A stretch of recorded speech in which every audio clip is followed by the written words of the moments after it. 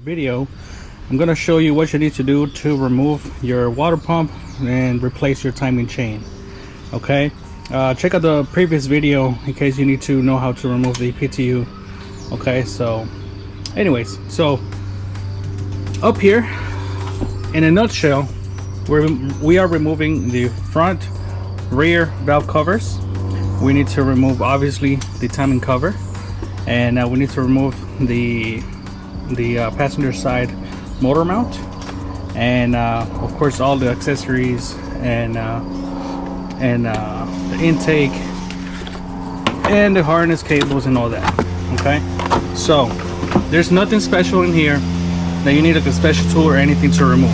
Okay, so you're gonna need 8mm, 10mm, 13mm, and for the high pressure fuel pump, this is a Torx T45 and a 17 right here. So let's remove all this.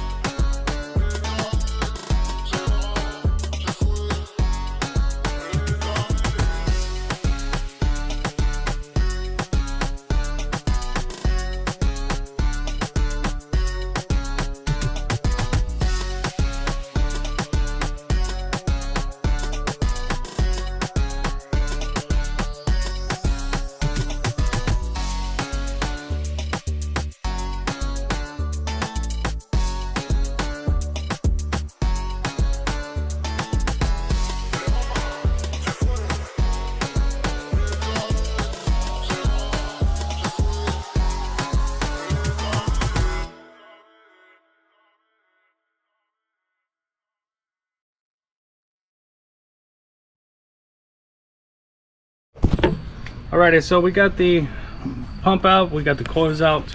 We're gonna do the same thing back there. I'll just remove the coils and the cables. Just right in the center, you got a several 8mm holding the intake. Okay, so right now it's loose. All right, the only thing that's still connected is the hoses that have that go for the heater core, and then you got the thermostat here as well. So I'm going to remove this part right here, and then take out the intake, then take out the front valve cover, and then the rear valve cover. Okay, there's nothing special, just 8mm, and you know, pretty much a 17 right here. And then this plastic is the key to disconnect the fuel line, or you can disconnect it from back there. So anyways, let me take this out and continue on.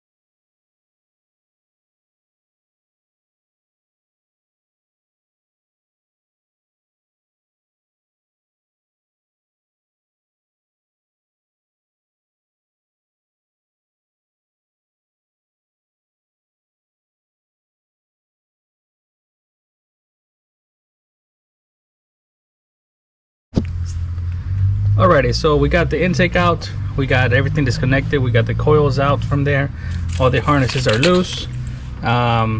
Disconnected the coolant lines from back here where the thermostat is at as well, because that's where the intake connects to it. Okay, on this side as well, remove your reservoir. It's held on by two 10mm, one right here and another one down there. And so the next step is to remove the valve covers. both sides, and they're only held on by several 10mm deep socket bolts, because they're like that.